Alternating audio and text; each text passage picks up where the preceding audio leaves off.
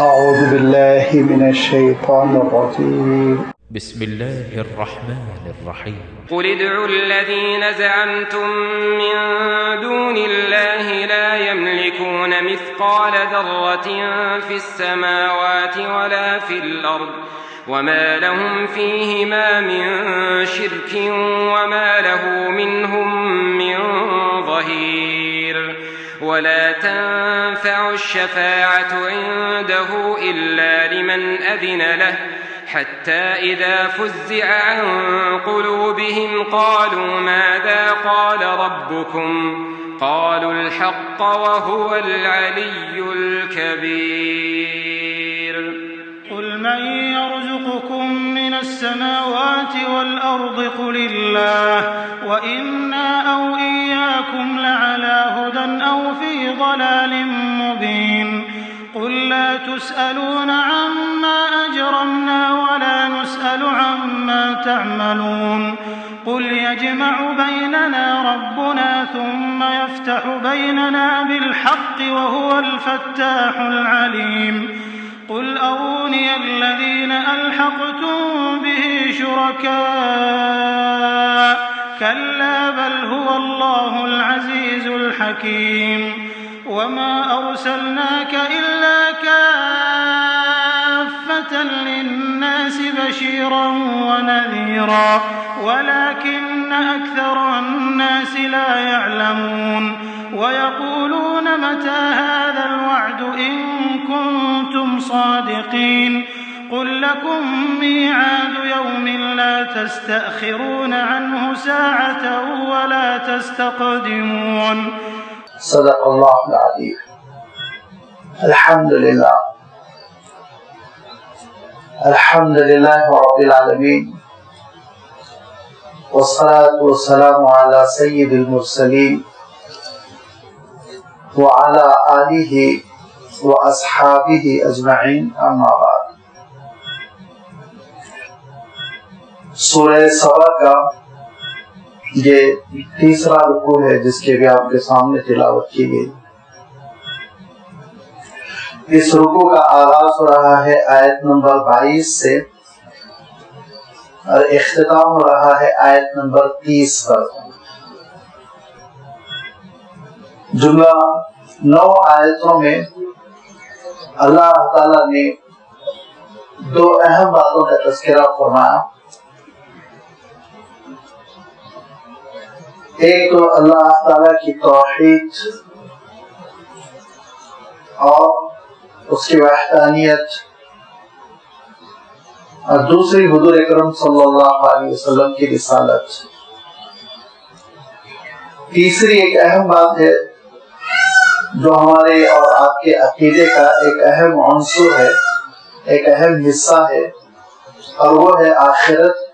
اور آخرت کا تذکرہ آگے کی آیتوں میں اللہ تعالیٰ نے ارشاد فرمایا, انشاءاللہ وہ آنے والے رکوع میں آئیں گی.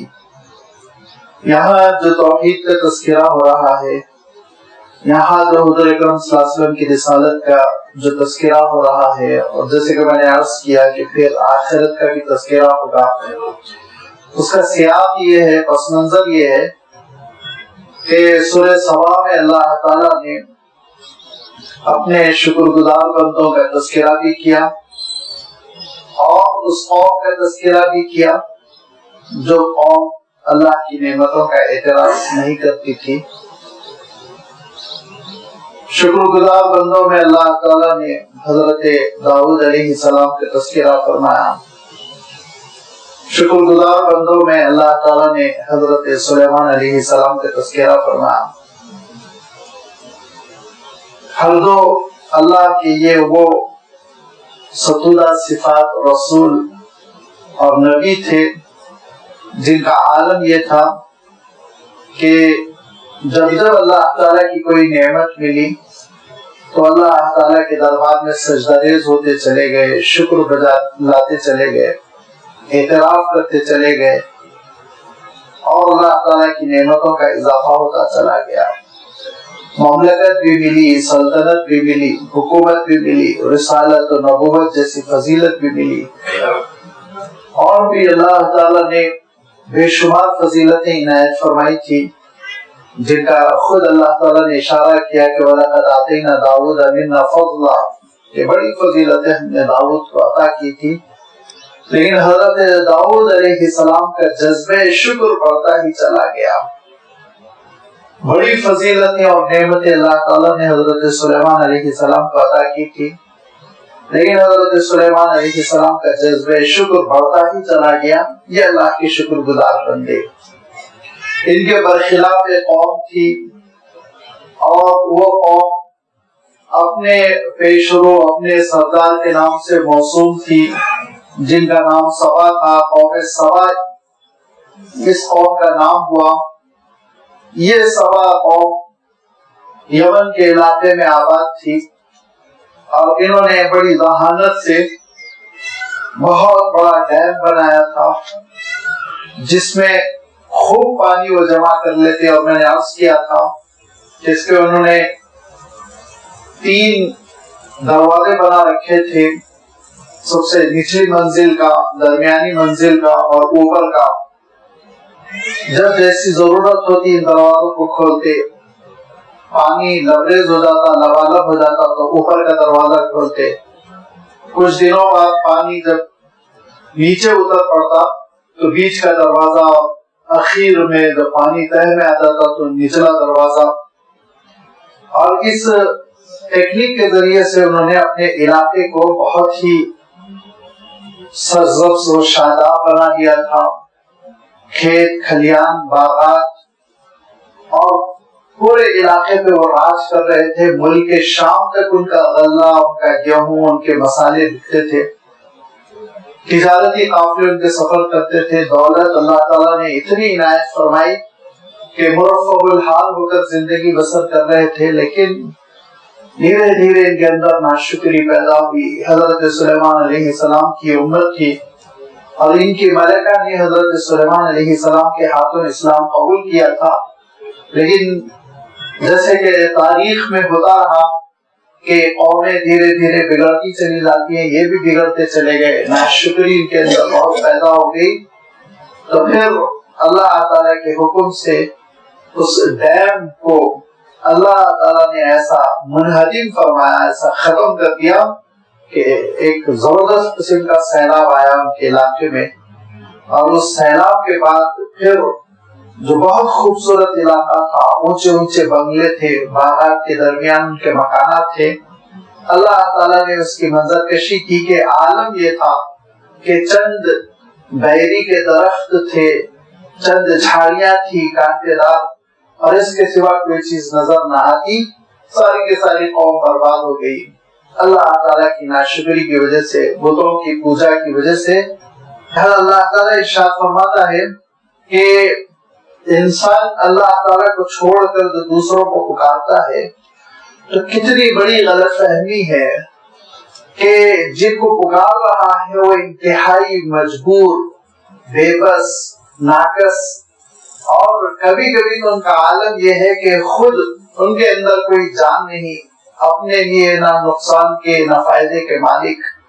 لہذا ارشاد فرمایا قُلِ ادْعُوا الَّذِينَ زَعَمْتُم مِّن دُونِ اللَّهِ، پکارو ان کو جن کو اللہ سے ہٹ کے تم نے معبود سمجھ رکھا ہے، پکارو، تمہارا کیا کام بنا سکتے ہیں ذرا دیکھو۔ مصیبت میں پکارو، بیماری میں پکارو، پریشانی میں پکارو، کیا وہ کام آ سکتے ہیں ذرا غور کرو۔ اس کے بعد اللہ تعالیٰ نے 4 باتوں کا تذکرہ فرمایا عجیب و غریب انداز میں۔ اس کو عربی میں کہتے ہیں اعلی سبیل تنزل، جس کے معنی ہوتے ہیں بتدریج نزول کرنا، نیچے آنا۔ اس کو ہم یوں سمجھ سکتے ہیں کہ کوئی ناخلف سے صاحبزادے ہوں اور ان کو ان کے والد ناراضگی کے ساتھ سمجھا رہے ہوں اور ان پر ذرا سا سرزنش کرتے ہوئے کہہ رہے ہوں، اور وہ ہے کہ اترا رہے ہیں اور اپنے آپ کو کچھ سمجھتے ہوئے یہ کہہ رہے ہیں کہ میں IAS آفیسر بن جاؤں گا اور میں یہ منسٹر بن جاؤں گا۔ تو ایسے موقع پر باپ کیا کہے گا کہ IAS آفیسر تو IAS آفیسر، ذرا کلرک بن کر دکھاؤ، اور کلرک بھی بڑی چیز ہے، چپراسی بن کر دکھاؤ۔ تو آپ دیکھیں کہ بتدریج نیچے آتا ہے آدمی، اس سے ثابت یہ کرنا ہوتا ہے کہ کسی قسم کی کوئی تمہارے اندر صلاحیت نہیں ہے، کوئی کام تم نہیں کر سکتے. اسی کو علی سبیل تنزل کہتے ہیں، نزول نیچے کی طرف. اللہ تعالیٰ نے کیسے ارشاد فرمایا دیکھیں کہ پہلی بات ارشاد فرمائی لا یملکون مثقال ذرۃ فی السماوات ولا فی الارض. جن کو تم پکار رہے ہو کس چیز کے مالک ہیں، ان کی اونرشپ بتاؤ. اور پھر جب اونرشپ کا تذکرہ آیا تو ارشاد فرمایا لا یملکون مثقال ذرۃ، ذرہ برابر کسی چیز کے وہ مالک نہیں، رائی کے دانے کے برابر کسی چیز کے وہ مالک نہیں، نہ آسمانوں میں اور نہ ہی ولا فی الارض، نہ زمین میں. کس چیز کے مالک ہیں؟ خود جو پکارتے ہیں اللہ تعالیٰ سے ہٹ کے جھوٹے خداؤں کو، آپ ان سے سوال کیجئے اور ان سے پوچھئے وہ کس چیز کے مالک ہیں. کیا سورج کے وہ مالک ہیں، چاند کے مالک ہیں، دنیا کے مالک ہیں، دھرتی کے مالک ہیں؟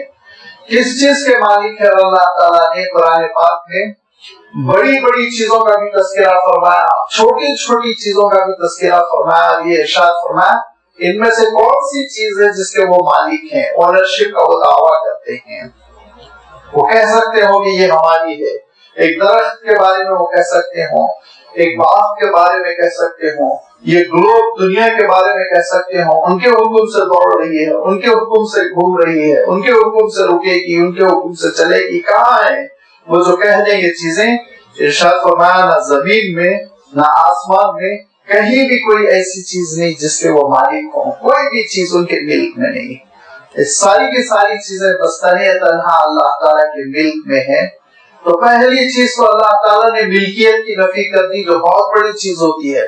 اونرشپ بہت بڑی چیز ہوتی ہے. انسان جب کسی چیز کا مالک ہوتا ہے تو وہ بہت فخر کرتا ہے، میں اونر ہوں، جیسے چاہے گھر بنا سکتا ہوں، گھر کا مالک میں ہوں، گاڑی کا مالک میں ہوں، جس رفتار سے چاہوں چلاؤں، جہاں چاہے پارک کر دوں. تو یہ جو ملکیت کا تصور ہوتا ہے وہ بہت اعلیٰ تصور ہوتا ہے. تو فرمایا ملکیت میں ان کی کوئی چیز نہیں ہے. اور ساری انسانیت اعتراف کرتی ہے کہ اللہ تعالیٰ کے سوا کسی کی کوئی ملکیت نہیں ہے. اور جیسے کہ میں عرض کرتا رہتا ہوں، اللہ تعالیٰ نے قرآن پاک میں اتنی وضاحت کر دی، اتنی وضاحت کر دی. ارشاد فرمایا کہ درخت تو بہت بڑی چیز ہے، درخت کا مالک ہونا. کوئی بھی ایک درخت کا مالک نہیں. فرمایا درخت تو بہت بڑی چیز ہے، اس میں لگا ہوا ہے کھجور، اس کھجور کا کوئی مالک نہیں. اور کھجور بھی بہت بڑی چیز ہے کہ کھجور کے اندر گٹلی، اس گٹلی کا بھی کوئی مالک نہیں ہے. گٹلی بھی بہت بڑی چیز ہے. لا یملکون من قطمیر، اس گٹلی کے اوپر چڑھی ہوئی جھلی کا بھی کوئی مالک نہیں. اللہ تعالیٰ ارشاد فرماتا ہے ملکیت تو بس اللہ تعالیٰ کی ہے. اور جہاں سورج پر اس کی ملکیت ہے، جہاں گیلیکسی پر اس کی ملکیت ہے، پورا یونیورس اس کا ہے، وہیں آپ دیکھیں گے کہ خود میرے آرگن کا میں مالک نہیں ہوں. میرا جسم خود اللہ کے حکم کے مطابق جی رہا ہے، چل رہا ہے. لہذا فرمایا کہ لا یملکون، نہیں ہے وہ مالک مثقال ذرۃ، ذرہ برابر کسی چیز، رائی کے دانے کے برابر بھی کسی چیز کے، فی السماوات، نہ آسمانوں میں، ولا فی الارض، اور نہ ہی زمین میں. اب اس کے بعد کہا مالک ہونا تو بہت بڑی چیز ہے. اس کے ذرا اور نیچے آ جاؤں، وما لهم فیہما من شرک، ارشاد فرمایا یہی نہیں بلکہ ان کی کوئی پارٹنرشپ بھی نہیں ہے. مالک ہونا اونچی حیثیت ہوتی ہے، مالک کے بعد ذرا نیچی حیثیت ہوتی ہے. آپ کسی چیز کے کارخانے کے کل مالک تو آپ نہیں ہے، پارٹنر ہے. دکان کے پورے مالک تو آپ نہیں ہے، لیکن اس کے پارٹنر ہے 10% کے، 15%، 20%. کہا کہ وما لہ فیہما من شرک، ان کا اشتراک بھی نہیں ہے، پارٹنرشپ بھی نہیں ہے کہ وہ یہ کہہ سکیں کہ سورج پر اللہ تعالیٰ کی ملکیت کے ساتھ 10% میرا بھی حصہ ہے. وہ یہ کہہ سکے کہ اس دنیا میں اللہ تعالیٰ کی ملکیت کے ساتھ 1% میرا حصہ ہے، 1% میرا حصہ ہے. کہا شراکت داری بھی نہیں، ساجھے داری بھی نہیں ہے. اور نیچے وما لہ منہم من ظہیر، اور ان میں سے کوئی بھی ایسا نہیں ہے جو اللہ کے ملازم کی حیثیت سے رکھتا ہو، مددگار کی حیثیت رکھتا ہو. انسان مددگار رکھتا ہے، ملازمین رکھتا ہے، اور ملازمین سے بہت سارے کام لیتا ہے، خود نہیں پکا پاتا، پکانے کے لیے ایک معاون رکھ لیتا ہے، کوک رکھ لیتا ہے، خود گاڑی نہیں چلا پاتا، گاڑی چلانے کے لیے ڈرائیور رکھتا ہے، بہت سارے کام انسان خود نہیں کر پاتا اور ہر انسان دوسرے کی مدد لیتا ہے. تو فرمایا وَمَا لَهُ مِنْهُمْ مِنْ ظَهِيرٍ، اللہ تعالیٰ نے اس کائنات کے نظام کو چلانے کے لیے ان جھوٹے خداؤں میں سے کسی بھی خدا کو ملازم بھی نہیں رکھا، معاون بھی نہیں ہے، مددگار بھی نہیں ہے، کوئی بھی نہیں ہے جو اللہ تعالیٰ کی کسی ڈپارٹمنٹ کو چلا رہے ہوں، نظام کو چلا رہے ہوں. اللہ تعالیٰ نے ان کے ذمے کوئی نظام کر دیا. دیکھو پیدائش کا عمل تم دیکھو، کھیتی کا عمل تم دیکھو، بارش کا نظام تم دیکھو، نعوذ باللہ اللہ تعالیٰ نے اپنے مددگار کی حیثیت سے کسی کا کوئی انتخاب نہیں کیا. اور ارشاد فرمایا اور بھی نیچے آ جاؤ، نہ ان کی ملکیت ہے، نہ ان کی شراکت داری، نہ وہ پارٹنر ہے، اور نہ ہی ان میں سے کوئی اللہ تعالیٰ کے نظام میں اللہ کا مددگار، اور نہ ہی ولا تنفع الشفاعۃ عنده الا لمن اذن له، اور ان کے اندر مجال بھی نہیں کہ اللہ کے سامنے منہ کھول سکے، سفارش کر سکے. پھر کیوں پوچھ رہے ہو؟ اللہ کے دربار میں کھڑے ہو کر سفارش کر کر تم کو بچا لیں، یہ بھی ہمت نہیں ہے. اور اللہ تعالیٰ نے قرآن پاک میں سورۃ المائدہ میں جو مثال دی وہ حضرت عیسیٰ علیہ الصلوۃ والتسلیم کی مثال دی، کیونکہ حضرت عیسیٰ علیہ الصلوۃ والتسلیم کو لے کر ان کو خدائی میں شریک کر کر انسانیت کی بڑی آبادی گمراہ ہوئی ہے، بہت بڑی آبادی. آپ جانتے ہیں، فخر سے کہتے ہیں کہ دنیا کا سب سے بڑا مذہب عیسائیت ہے، حالانکہ وہ بھی حقیقت نہیں ہے. میں کہتا رہتا ہوں وہ بھی ایک جھوٹا دھوکہ ہے. اصلاً یاد رکھیے دنیا کا سب سے بڑا مذہب عیسائیت نہیں ہے، بلکہ آزادی سے زندگی گزارنے کا ایک طریقہ عیسائیت کا نام رکھ دیا گیا ہے. عیسائی نام مذہب کا نام جو ہے لبادہ اوڑھ دیا ان لوگوں نے، ورنہ زندگی آزادانہ گزارے، کوئی حلال و حرام کی تمیز نہ ہو، ظلم و زیادتی کا کوئی تصور نہ ہو، جیسی چاہے زندگی گزارو، جو چاہے کھاؤ، یہ ہے. ورنہ اگر یہ بائبل ہی کے پابند ہو جائیں، جو احکام بائبل میں ہے اسی کے پابند ہو جائے تو ان کا جینا تو ہو جائے گا. سب سے مشہور عیسائی مذہب کی خصوصیت کیا ہے؟ عیسائی مذہب کی سب سے مشہور خصوصیت یہ ہے کہ میرے ایک گال پر کوئی تماچا مارے تو میں دوسرا گال بھی پیش کر دوں. اس کے معنی کیا ہے؟ آپ کی ایک کنٹری آپ سے چھین لی جائے تو آپ دوسرا ملک بھی دے دیں. اس کے معنی کیا ہے؟ آپ کے ایک صاحبزادے کو قتل کر دیا جائے تو دوسرا صاحبزادہ بھی پیش کیا جائے. کون سا عیسائی ہے جس پہ عمل کرتا ہے بتائیے؟ تو بولنے کی باتیں ہیں کہ دنیا کا بڑا مذہب عیسائی مذہب ہے. دراصل بڑی آبادی نے آزادی کو اپنے لیے منتخب کر لیا اور اس آزادی کو انہوں نے نام دے رکھا ہے مذہب عیسائیت کا. ورنہ عیسائیت عملی اعتبار سے کوئی مذہب نہیں رہ گیا ہے، پریکٹیکلی کوئی مذہب نہیں ہے، یہ سمجھ لیجیے. چنانچہ حضرت عیسیٰ علیہ السلام کا نام لے لے کے گمراہ ہو رہے ہیں، ان کو خدائی میں شریک کر رہے ہیں، خدا کا بیٹا قرار دے رہے ہیں. تو اللہ تعالیٰ نے سورۃ المائدہ میں حضرت عیسیٰ علیہ السلام کی مثال بیان کر دی کہ اللہ تعالیٰ کے دربار میں کھڑے ہوئے کیسے تھپا رہے ہوں گے اور رو رہے ہوں گے، تڑپ رہے ہوں گے، برات کا اظہار کر رہے ہوں گے اور کہہ رہے ہوں گے کہ میں نے وہی کہا تھا مولا جو تو نے حکم دیا تھا، میری کیا مجال کہ میں اپنی عبادت کے لوگوں کو حکم دیتا اور اپنی عبادت کی دعوت دیتا.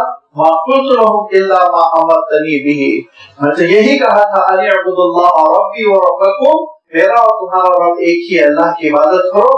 یہ تو میرے بعد گمراہ ہو گئے اور آپ بھی جانتا ہے میرے بعد انہوں نے دین کا کیسے نقشہ بگاڑا. تو میں یہ عرض کر رہا تھا کہ سفارش کی بھی ہمت نہیں ہوگی ان سارے جھوٹے خداؤں میں سے کسی کی بھی کہ کھڑے ہو کر اللہ کے دربار میں سفارش کر کر بچا لیں، اس کی بھی ہمت نہیں ہوگی. ہاں الا لمن اذن له، لیکن سفارش کون کر سکے گا؟ اس کے سلسلے میں اللہ تعالیٰ نے قرآن پاک میں 3 کنڈیشنز رکھ دیے، 3 اللہ تعالیٰ نے شرطیں بیان کی. شرط نمبر 1 الا لمن اذن له، وہی کرے گا جس کو اللہ تعالیٰ اجازت دے گا. نمبر 2 اللہ تعالیٰ نے ارشاد فرمایا لمن ارتضى له الرحمن، اسی کی کرے گا جس سے رحمان راضی ہوگا، ہر ایک کی سفارش نہیں ہوگی. اور نمبر 3 ارشاد فرمایا وقال صوابا، اتنی ہی بات کرے گا جتنی بات حق ہوگی، بڑھ چڑھ کر نہیں. سفارش کا آج ہمارے پاس کیا مفہوم ہے؟ سفارش کا مفہوم یہ ہے کہ ایک صاحب بیچارے مستحق نہیں ہے نوکری کے اور ان کے اندر صلاحیت پوری نہیں ہے، خامیاں ہیں، جھول ہے اور کمی ہے، اب ان کو دھکا دے کر کسی طرح نوکری پر لگانا ہے منسٹر صاحب کے پاس سفارش کی جا رہی، کیونکہ قابل ہوگا تو وہ خود اپنی صلاحیت کی بنیاد پر سلیکٹ ہوگا، قابل نے لنگڑا دھلا ہے، دھکا دے کر آگے بڑھا رہے ہیں۔ لیکن اللہ تعالیٰ کے دربار میں یہ نہیں ہے کہ کسی ناقابل کو جس کے اندر قابلیت نہیں ہے، نااہل کو اہل بنایا جائے، نہیں، اتنی ہی بات کہی جائے گی جتنے کہ وہ اہل ہیں۔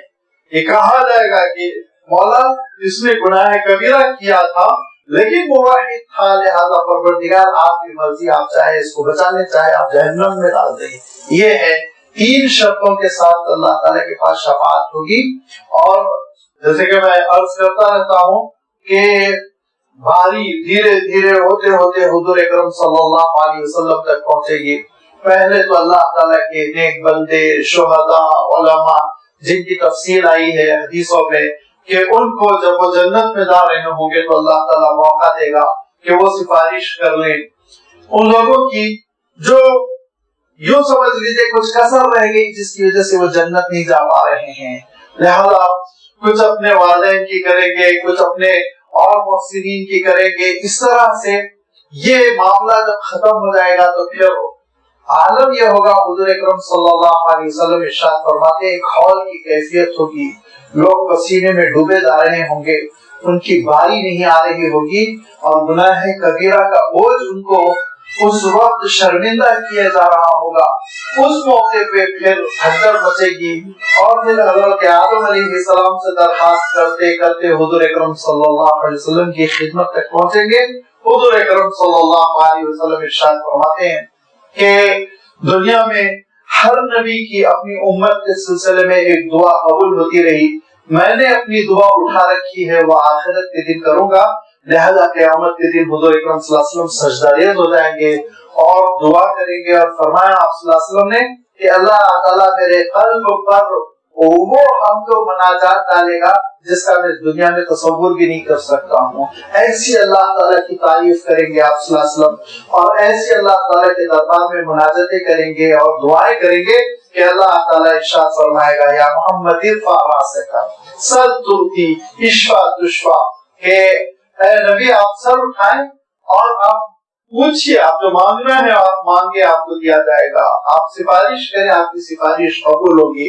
لہذا حضور اکرم صلی اللہ علیہ وسلم کی شفاعت کا سلسلہ شروع ہوگا، ایک مقام ہوگا جس کو مقام محمود کہا گیا ہے اور حضور اکرم صلی اللہ علیہ وسلم کے ہاتھوں ایک عالم دیا جائے گا اور وہ عالم ہوگا لواء الحمد، فرمایا حمد کا، اللہ کی تعریف کا ایک جھنڈا ہوگا جو بلند ہوگا اور پھر وہاں سے آپ صلی اللہ علیہ وسلم کی سفارش۔ اب لائن سے لوگ پہنچ رہے ہیں حضور اکرم صلی اللہ علیہ وسلم کی خدمت میں، تو صحابہ نے کہا کیسے پہچان لیں گے کہ آپ کی امت ہی کے لوگ ہیں، دوسرے بھی تو چلے آ سکتے، تو فرمایا نہیں، یاد رکھو جیسے کالے گھوڑوں میں ایک ایسا گھوڑا ہو جس کی پیشانی سفید چمک رہی ہو تو اس کو اس کا مالک پہچاننے میں دیر نہیں لگاتا، ویسے ہی میں اپنی امت کے لوگوں کو پہچان لوں گا، کیونکہ وضو سے ان کے وہ اعضاء جو دھلا کرتے تھے وہ چاندی کی طرح چمک رہے ہوں گے، میں پہچان لوں گا یہ میری امت کے لوگ ہیں۔ پھر حضور اکرم صلی اللہ علیہ وسلم کے قریب جیسے جیسے پہنچ رہے ہوں گے تو پھر اچانک فرشتے چند لوگوں کو صف سے نکالیں گے، لائن سے نکال دیں گے، لائن میں سے نکال کر دھکاریں گے، ان کو دھکے دے کر دور کرتے چلے جائیں گے۔ تو آپ صلی اللہ علیہ وسلم ارشاد فرماتے ہیں میں کہوں گا میری امت کا ہے، میری امت کا ہے، تو فرشتے کہیں گے ہے تو آپ کی امت کا ہے، لیکن اے اللہ کے رسول آپ نہیں جانتے کہ اس نے دین کا کیا نقشہ بگاڑا تھا، آپ کے بعد اس نے کیسی خرافات پیدا کی تھی، لہذا وہ مستحق شفاعت نہیں رہ جائے گا، کیونکہ مستحق شفاعت وہی رہے گا، سفارش اسی کی ہوگی جو سفارش کے کم سے کم اہل ہو سکے، جو سفارش کے اہل بھی نہیں ہو سکے گا۔ تو پھر حضور اکرم صلی اللہ علیہ وسلم سے کسی صحابی نے پوچھا اللہ کے رسول سب سے زیادہ قریب کون ہوگا، سفارش کا زیادہ اہل کون ہوگا، تو آپ صلی اللہ علیہ وسلم ارشاد فرماتے ہیں جس نے پورے اخلاص کے ساتھ لا الہ الا اللہ کہا ہو، मुखलिसाना अंदाज में जिसने ला इलाहा इल्लल्लाह कहा वो मुझसे सिफारिश का मुस्तहिक पता चला जाएगा, और फिर उसके बाद से वो जन्नत में दाखिल होते चले जाएंगे। वला तनफउ शफाअतु इंदहु, अल्लाह ताला के पास तो उनमें से किसी की सिफारिश भी काबिल कबूल नहीं होगी, किसी की नहीं चलेगी। इल्ला लिमन अज़िन लह, हाँ मगर उसी की जिसको खुद अल्लाह ताला इजाजत दे दे। आलम क्या होगा? मैदान हशर का आलम ये होगा, हत्ता इज़ा फुज़िअ अन क़ुलूबिहिम क़ालू माज़ा क़ाल रब्बुकुम क़ालुल हक़्क़, के आंखें पथरा जाएंगी, मैदान हशर बर्पा होगा, नफ्सी नफ्सी का आलम होगा, कोई किसी को पहचान नहीं रहा होगा। इरशाद फरमाया लोगों की आंखें पथराई हुई होंगी, पत्थर की निगाहें बन गई होंगी। एक ग़िता इरशाद फरमाया कवर जैसे के आंखों पे पर्दा पड़ा हुआ होगा। उसके बाद जब फिर हालात जरा नॉर्मल होंगे, और नॉर्मल होने में कितनी बड़ी मुद्दत गुजरेगी इसका भी अंदाजा नहीं। बहुत मुमकिन है हमारे दुनिया के 100 साल लग जाए, 150 साल लग जाए, 200 साल लग जाए, एक मुद्दत के बाद हालात नॉर्मल होंगे। हत्ता इज़ा फुज़िअ अन क़ुलूबिहिम, यहाँ तक के उनके दिलों की घबराहट जब दूर कर दी जाएगी, होश और हवास जरा कंट्रोल में आ जाएंगे। हवास बाख्ता थे, समझ में नहीं आ रहा था क्या हो रहा है, लेकिन धीरे धीरे अल्लाह ताला की रहमतों की वजह से, करम फरमाई की वजह से जरा सा अकल और होश इंसान का समझ आएगा, तो कहेगा कालू माज़ा क़ाल रब्बुकुम, कह पड़ेंगे ये लोग कि परवरदिगार का क्या फरमान हुआ है, बचेंगे भी कि नहीं बचेंगे, सिफारिश हो सकेगी कि नहीं हो सकेगी। और अल्लाह ताला क्या सबके सिलसिले में जहन्नम का फैसला कर दिया है, तो फिर जवाब देने वाला जवाब देगा। अक्सर मुफस्सिरीन ने फरमाया फरिश्ते जवाब देंगे कालू अल हक़, अल्लाह ताला ने हक फरमा दिया है, सच्चाई की बुनियाद पर उसने फैसला कर दिया है, आदल की बुनियाद पर उसने फैसला कर दिया है। ये हक है जिस हक का अल्लाह ताला ने ऐलान किया, लिहाजा घबराओ मत, परेशान मत हो, इंसाफ के साथ फैसले होंगे, क्योंकि वो अल-अलीयुल कबीर, वो बहुत बुलंद मकाम का और बहुत अजीम शान और बड़ी बड़ाई और अजमतों का हामिल है। लिहाजा ये एक कैफियत होगी कि परेशानी, हौलनाकी और जो हवास बाख्तगी की कैफियत होगी वो छट जाएगी, तब जाके जरा सा समझ में आएगा क्या होने वाला है। और इसके साथ साथ मुफस्सिरीन ने यहाँ ये मफहूम भी लिया कि अल्लाह ताला के दरबार में जो फैसले होते हैं, तो वो फैसलों का जब अल्लाह ताला ऐलान फरमाता है तो फरिश्तों को भी घबराहट तारी हो जाती है, और ऐसा लगता है जैसे वो भी बेहोश हो गए हों। क्यों? क्या अल्लाह ताला का जलाल है और क्या वो फैसला फरमा रहा है, उसका दबदबा, उसका रोब, उसकी वजह से घबराहट सी पैदा हो जाती है। फिर उसके बाद से जरा औसान जब खता हो जाते हैं, उसके बाद ठिकाने लगते हैं, तो फरिश्ते खुद कहते हैं कालू माज़ा क़ाल रब्बुकुम, परवरदिगार ने क्या फरमाया। तो फिर हजरत जिब्राइल या हमलतुल अर्श, जो फरिश्ते अर्श इलाही के इर्द गिर्द है, वो कहते हैं कालुल हक़, परवरदिगार ने सच फरमाया, हक फरमाया। वहुवल अलीयुल कबीर, वो बहुत बुलंद वाला है। कुल मन यर्ज़ुकुकुम मिनस समावाति वल अर्ज़, कौन है जो तुमको रिज़्क़ देता है आसमानों से और जमीन से। आसमानों से पानी बरसता है, जमीन से नबातात उगते हैं, उसके बाद हमारे लिए गल्ले का इंतजाम होता है।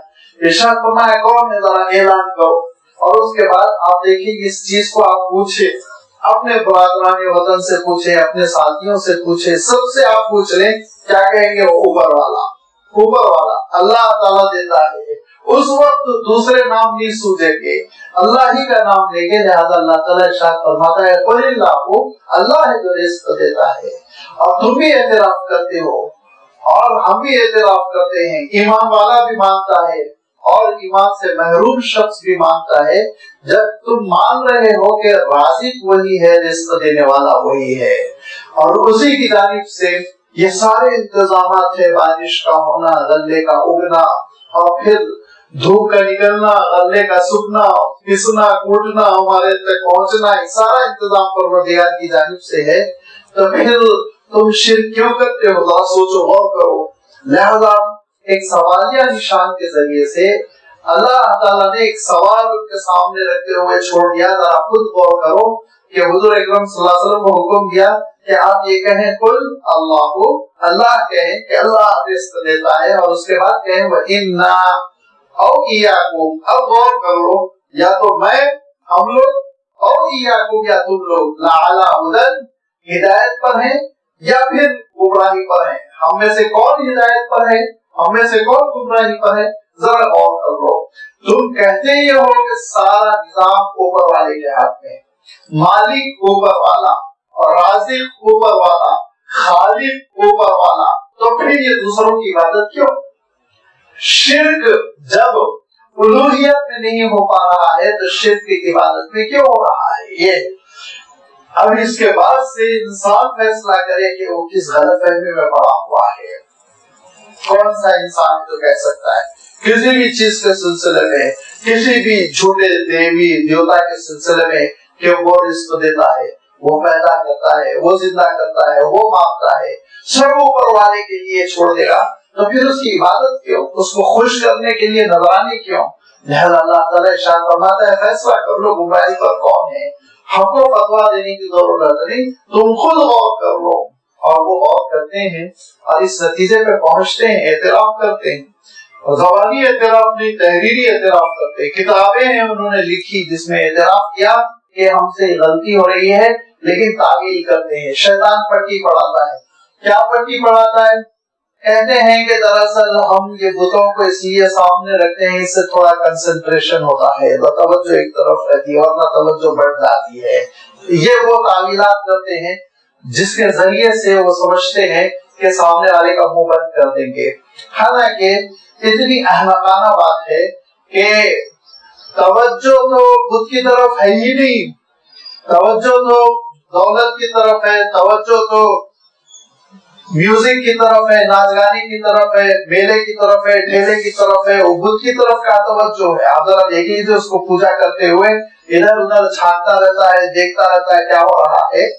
تو معلوم یہ ہوا کہ جس توجہ کے لیے انہوں نے بدھ بنا رکھا وہ توجہ تو یوں بھی حاصل نہیں ہو رہی، توجہ حاصل ہوتی ہے دل کے تعلق سے۔ یاد رکھیے دلی تعلق، ماں کا تعلق ہے، دلی تعلق ہے اپنے بیٹے سے، اور سینکڑوں لاکھوں میل دور آسٹریلیا اور امریکہ میں بیٹا ہے اور ماں کی توجہ ہے وہ کھانا کھایا کہ نہیں کھایا، فکر میں ہے، اور اس کی وجہ سے وہ کھانا نہیں کھا رہی، اس کی وجہ سے اس کو رات میں نیند نہیں آ رہی کہ نہیں میرا بیٹا شاید بھوکا سویا ہوا ہے، اس کے بارے میں سنا میں نے بخار آ گیا ہے، لہذا یہاں وہ تڑپ رہی ہے۔ کیوں؟ قلبی تعلق۔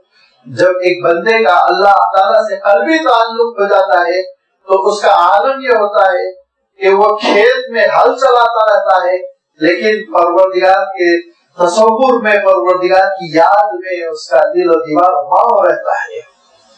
وہ تجارت پہ دکان میں بیٹھا رہتا ہے لیکن اللہ تعالیٰ کی یاد سے اس کا دل و دماغ کبھی خالی نہیں ہوتا۔ رجال، اللہ تعالیٰ ارشاد فرماتا ہے کہ یہ وہ مردان کار ہوتے ہیں جن کا عالم یہ ہوتا ہے کہ ہمیشہ لا تلہیہم تجارت ولا بیع عن ذکر اللہ، کہ اللہ کے ذکر سے نہ تجارت ان کو روکتی ہے، اور اللہ تعالیٰ کے ذکر میں نماز قائم کرنے سے نہ ان کو کھیتی روکتی ہے، نہ ان کی مصروفیات ان کو روکتی ہے، نہ ان کی ملازمت ان کو روکتی ہے، روح ان کی بے چین رہتی، دل ان کا تڑپتا رہتا ہے کہ کب اذان ہو میں مسجد پہنچ جاؤں اور پروردگار کو یاد کروں۔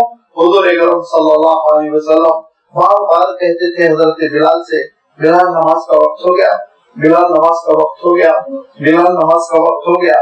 نہیں اللہ کے رسول ابھی کچھ وقت باقی ہے، ابھی کچھ وقت باقی ہے، ابھی وقت نہیں ہوا۔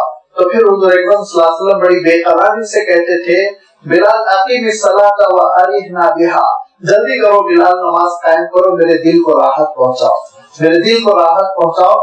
فرمایا اللہ کے رسول صلی اللہ علیہ وسلم نے کہ قیامت کے دن جس دن سوائے عرش رحمان کے اور کوئی آسرا اور سایہ نہیں ہوگا، اس عرش رحمان کے آسرے اور سائے میں جو لوگ ہوں گے تو ان میں وہ بھی لوگ ہوں گے قلبہ معلق بالمساجد، جس کا دل مسجد کی طرف بہت مائل رہتا ہے، بار بار مسجد جانا چاہتا ہو، ہر وقت اس کو یہ فکر رہتی ہے کہ نماز کھڑی ہو جائے میں مسجد پہنچ جاؤں، یہ کیفیت ہے تو بازار میں، ہے تو گھر میں، ہے تو اپنے کھیت کھلیان میں، لیکن دل مسجد میں لگا ہوا ہے. تو یہ اللہ تعالیٰ سے تعلق جو ہوتا ہے، قلبی تعلق، یہ یاد رکھیے توجہ کو محفوظ رکھتا ہے، فوکس ہوتا ہے ہمارا اللہ تعالیٰ کی طرف. اور جب قلبی تعلق نہیں ہوتا تو اللہ حدود بنا لو اور ہزار ترکیبیں کر لو، جڑو گے نہیں دین سے نہیں جڑ سکتے. یہ شیطان کی تدبیریں ہیں انسان کو اللہ تعالیٰ سے دور کرنے کے لیے. لہذا اللہ تعالیٰ یہ ارشاد فرماتا ہے کہ جو خالق ہے، جو مالک ہے، جو رازق ہے، اسی کو پوجو، اسی کی عبادت کرو، اسی کی خوشنودی کے لیے جد و جہد کرو. اور اگر تم نہیں کرتے ہو ضد، ہٹ دھرمی، میں پن، تو پھر اے نبی آپ کی کہہ دیجئے قل لا تسألون عما اجرمنا، اگر ہم جرم کر رہے ہیں تو اس کا سوال تم سے نہیں ہوگا. ولا نسأل عما تعملون، اگر تم جرم کر رہے تو اس کا سوال مجھ سے نہیں ہوگا. تم اپنے جرائم کا جواب دو گے، ہم اپنے اعمال کا جواب دیں گے. دوسرے مقام پر بھی ارشاد فرمایا لکم دینکم ولی دین، کہیں ارشاد فرمایا لنا اعمالنا ولکم اعمالکم. جواب تو سب کو اپنا اپنا دینا ہے، سمجھانا ہماری ذمہ داری ہے، اور گردن پکڑ کر اسلام میں داخل کرنا ہماری ذمہ داری نہیں.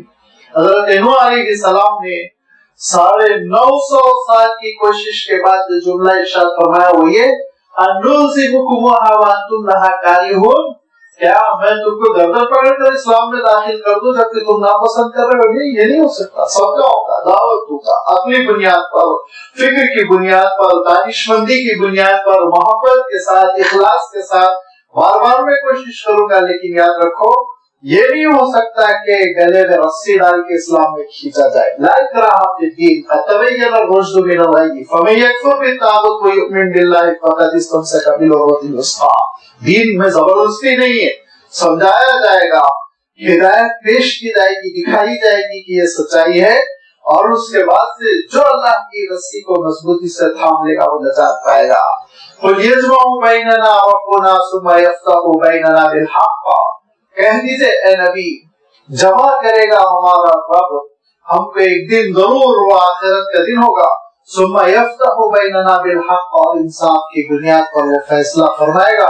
وهو الفتاح العلیم، وہ انصاف کی بنیاد پر فتح دینے والا، فیصلہ کرنے والا، بہت جان کے ساتھ، علم کے ساتھ اور پوری معرفت کے ساتھ وہ فیصلہ کرنے والا ہے، اس سے غفلت نہیں ہوگی. قل ارونی الذین الحقتم به شرکاء، بتاؤ تو صحیح کہ جن کو تم نے اللہ تعالیٰ کے ساتھ شریک کر رکھا ہے کیا شرکت ہے ان کی، شراکت داری کیا ہے ان کی. کلا، کچھ نہیں ہے. بل هو اللہ العزیز الحکیم، کیوں اللہ تعالیٰ کو کسی شریک کی ضرورت ہوگی، پارٹنر کی ضرورت ہوگی، ساتھی کی ضرورت ہوگی. بل هو اللہ العزیز، وہ تو عزیز ہے، غلبے والا ہے، عزت والا ہے، اس کے پاس کوئی کمی نہیں ہے. لہذا کنٹرول نہیں ہوتا ہے تو پھر معاون کی ضرورت ہوتی ہے، شریک کار کی ضرورت ہوتی ہے. قابو میں نہیں ہے چیزیں، تب جا کے آدمی اپنا پارٹنر رکھتا ہے، اپنا نائب رکھتا ہے. تم دیکھو حالات پہ کنٹرول کرو. اللہ تعالیٰ کے پاس نعوذ باللہ یہ کمزوری کا کوئی تصور نہیں. اس کا تو عالم یہ ہے کن فیکون، وہ کہتا ہے کہ ہو جا تو بس ہو جاتی ہے. وہ کہتا ہے اے قلب رک جا تو دل رک جاتا ہے، انسان مر جاتا ہے. وہ کہتا ہے کہ یہ کائنات پوری اس کے حکم سے چلے تو چلتی ہے. جب کہے گا کائنات رک جا، رک جائے گی. سورج بھی بجھ جائے گا، چاند بھی اپنا کام چھوڑ دے گا، دنیا بھی رک جائے گی. اس کے پاس تو کمزوری کا کوئی تصور نہیں ہے. پھر پارٹنر رکھتا ہے انسان، اور شریک کار رکھتا ہے، معاون رکھتا ہے، اس لیے کہ وہ بڑا عقل مند ہے. یہاں بڑے بڑے چیف منسٹر اور پرائم منسٹر، بڑے بڑے 30 مارکھا کو ضرورت ہوتی ہے، پرائیویٹ سیکرٹری کی، پرسنل سیکرٹری کی، اور لیگل سیکرٹری کی، ہر قسم کے سیکرٹریز کے. منسٹر صاحب تو ناکندہ تراش ہے، جاہل مطلق ہے، ان کو تو معلوم نہیں لیگل قانون کس کو کہتے ہیں. لہذا پڑھا لکھا آدمی جو تعلیم یافتہ ہے، سمجھ بوجھ رکھتا ہے، وہ ان کا مشیر، ان کو سنبھالتا ہے. لہذا منسٹر صاحب کو تو کچھ نہیں معلوم قانون کس کو کہتے ہیں، قانون سازی کس کو کہتے ہیں. لہذا ان کے سیکرٹریز ہوتے ہیں، ان کا پرسنل سیکرٹری ہوتا ہے، وہ بتاتا ہے ان کو کہ یہ ساری چیزیں، یہ جو انگلش میں لیٹر آیا ہے اس کا مفہوم کیا ہے، اس میں آپ سے کیا کہا جا رہا ہے، آپ کو کیا جواب دینا ہے، وہ پورا کام سیکرٹریز کرتے ہیں اپنی دانشمندی کی بنیاد پہ، علم کی بنیاد پر، تعلیم کی بنیاد پر۔ نعوذ باللہ، کیا اللہ تعالیٰ کو کسی ایسے مشیر کار کی ضرورت ہے؟ فرمایا الحکیم، وہ تو خود دانا و بینا ہے، وہ تو خود لوگوں کو فہم دیتا ہے، فراست دیتا ہے، علم دیتا ہے، شعور دیتا ہے، اس کے پاس اس کے خزانے میں کس چیز کی کمی؟ اس کی حکمت کا عالم یہ ہے کہ اتنی زبردست کائنات اس نے پیدا کر دی، اور اس کائنات کے لیے اس نے کہیں ستون نہیں رکھا، پلر نہیں رکھا، ایک چھت آپ کی ٹھہر نہیں سکتی بغیر پلر کے، لیکن اس نے اتنی زبردست چھت بنا دی آسمان، اور اس اسپیس میں اس نے بلینز آف اسٹارز اور ستارے، سیارے اور کیا کیا رکھے، لیکن کسی کو ایک دھاگے سے اس کو باندھنے کی ضرورت نہیں پڑی۔ اس کا تو علم کا عالم، اس کی حکمت کا عالم یہ ہے، لہذا ایسے حکیم و عالم کو کسی مشیر کی، شریک کی تھوڑی ضرورت ہے۔ لہذا فرمایا قل ارونی الذین الحقتم بہ شرکاء، کہ اے نبی آپ یہ کہیے کہ بتاؤ کون کس ڈپارٹمنٹ میں شریک ہے؟ اللہ کوئی نہیں ہے، بل هو اللہ العزیز، وہی اللہ ہے وحدت والا، عزت والا، غلبے والا، حکمت والا، دانائی والا، اور اسی پروردگار نے فیصلہ کیا کہ انسانوں کی نجات کے لیے، انسانوں کو راہ راست پر لانے کے لیے، اور انسانوں کو اخروی حقیقتیں سمجھانے کے لیے جو انسان نہیں سمجھ سکتا، اپنی عقل سے انسان چاہے جتنا ذہین ہو جائے، جتنا ذہین ہو جائے، یاد رکھیے الہیات کو اور آخرت کی چیزوں کو اپنی عقل سے نہیں سمجھ سکتا۔ اور اللہ تعالیٰ نے اس کی ایک بڑی مثال دی، یہاں قوم سبا کا تذکرہ آیا، لیکن سورۃ النمل میں اللہ تعالیٰ نے ملکہ سبا کا تذکرہ فرمایا کہ بڑی دانشمند خاتون تھی، اتنی دانشمند تھی کہ سارے سپاہی اور اس کے کمانڈرز یہ کہہ رہے تھے جنگ کریے، دیکھ لیں گے سلیمان کو، ان کے لشکر کو۔ حضرت سلیمان علیہ السلام کا جب خط پہنچا، لیکن وہ اتنی سمجھدار تھی، انہوں نے کہا کہ دیکھو، یا تو وہ حکمراں ہیں، بہت بڑے رولر ہیں، اور حکمرانوں کا مسئلہ یہ کہ جب جنگ کرتے ہیں، کسی بستی میں داخل ہو جاتے ہیں، کامیاب ہو جاتے ہیں تو تہس نہس کر دیتے ہیں، بستی کو الٹ دیتے ہیں، جنگ اچھی بات نہیں۔ یا پھر وہ رولر نہیں ہے، کوئی روحانی شخصیت ہے، اور روحانی شخصیت سے لڑنا یہ مناسب نہیں، لہذا ہم چلتے ہیں۔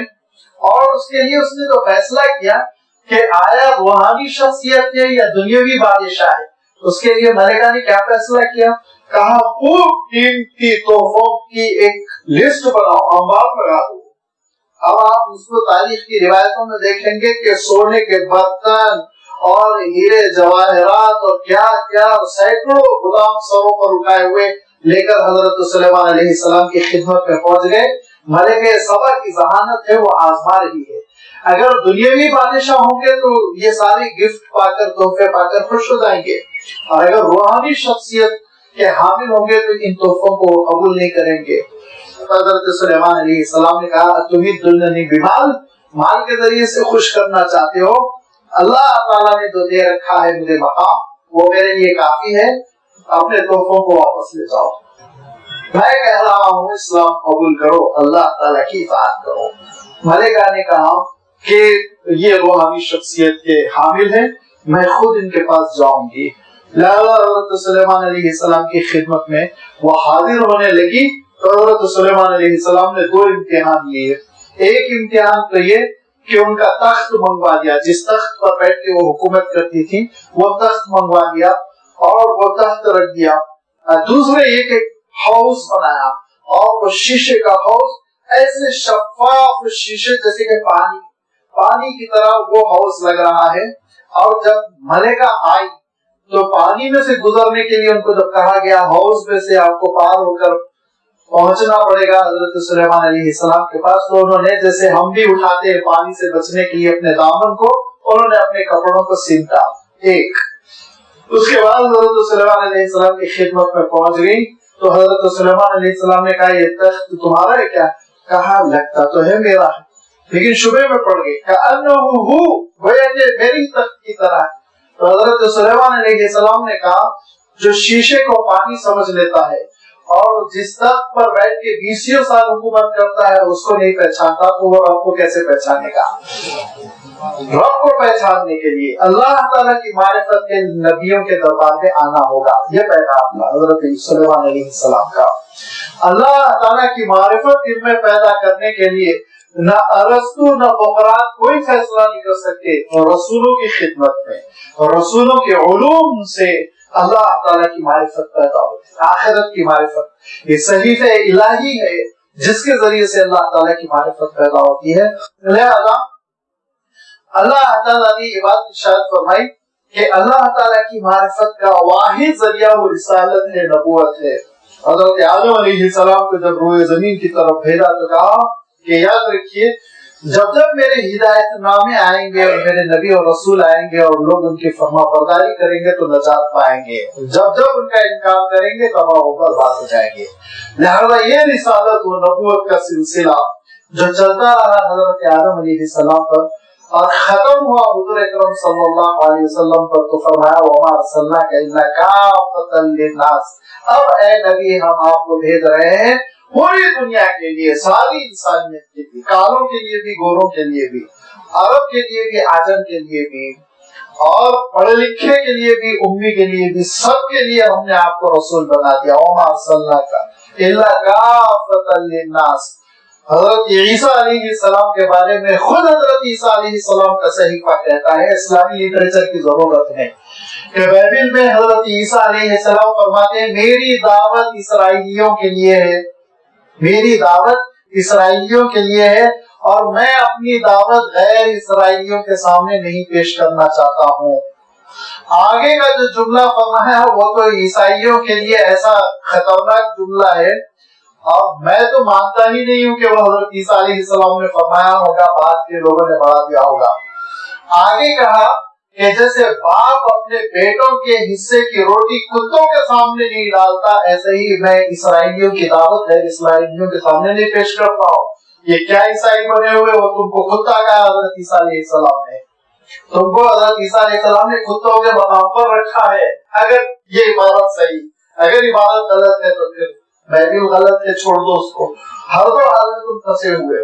حضرت عیسیٰ علیہ السلام کیا فرما رہے ہیں کہ میں اسرائیلیوں کے لیے دعوت اسلام لے کر آیا اور میں انہیں کو یہ دعوت دوں گا، غیر اسرائیلیوں کو دعوت نہیں دوں گا. جینٹائلز جن کو کہتے ہیں یہودی، کہا کہ جینٹائلز کو، غیر اسرائیلی کو دعوت دینا ایسا ہی ہے. اس کی مثال حضرت عیسیٰ علیہ السلام بیان کر رہے ہیں جیسے باپ اپنے بچوں کے حصے کی روٹی کتے کو ڈال دے. یہ حضرت عیسیٰ علیہ السلام نے ایسی مثال نہیں دی ہوگی. حضرت عیسیٰ علیہ السلام جیسے رسول وہ تھوڑی عام انسانوں کو کتا قرار دیں گے، لیکن یہ ان کا ذوق تھا یہودیوں کا جو انہوں نے تحریف کی اپنے صحیفوں میں. میں عرض یہ کرنا چاہ رہا ہوں کہاں حضرت عیسیٰ علیہ السلام نے کہا کہ میں ساری انسانیت کے لیے رسول بنا کر بھیجا گیا. حضرت موسیٰ علیہ السلام نے فرعون کے دربار میں اعلان کیا کہ میں دو مقصد کے ساتھ تمہارے پاس آیا ہوں، ایک تو شرک چھوڑ دے، اللہ کی عبادت کر، اور دوسرے بنی اسرائیل کو میرا مطیع فرما بردار کر دے، میرے لیے چھوڑ دے ان کو. حضرت موسیٰ علیہ السلام نے یہ کہا ہی نہیں کہ میری دعوت پوری انسانیت کے لیے ہے، قیامت تک کے لیے ہے. لیکن جب حضور اکرم صلی اللہ علیہ وسلم کا تذکرہ آیا تو فرمایا وما ارسلناک الا کافۃ للناس وما ارسلناک الا رحمۃ للعالمین بشیرا ونذیرا، خوشخبری دینے والا، آگاہ کرنے والا رسول بنا کر سارے انسانوں کی جانب بھیجا گیا.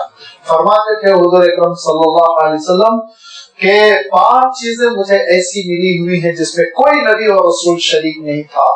فرمایا ان میں سے پہلی چیز یہ کہ میرا رعب اور دبدبا تو ابھی 1 مہینے کا سفر باقی رہتا ہے، دشمن کے دل پر پڑ جاتا ہے، گھبراہٹ پیدا ہو جاتی ہے. فرمایا اللہ کے رسول صلی اللہ علیہ وسلم نے کہ میرے لیے پوری دنیا مسجد بنا دی گئی، جہاں نماز کا وقت ہوا نماز پڑھ لو. حضور اکرم صلی اللہ علیہ وسلم فرماتے تھے کہ جنگوں میں جو مال غنیمت ملتا تھا اس کو جلا دیا جاتا تھا، میرے لیے اللہ تعالیٰ نے حلال کر دیا.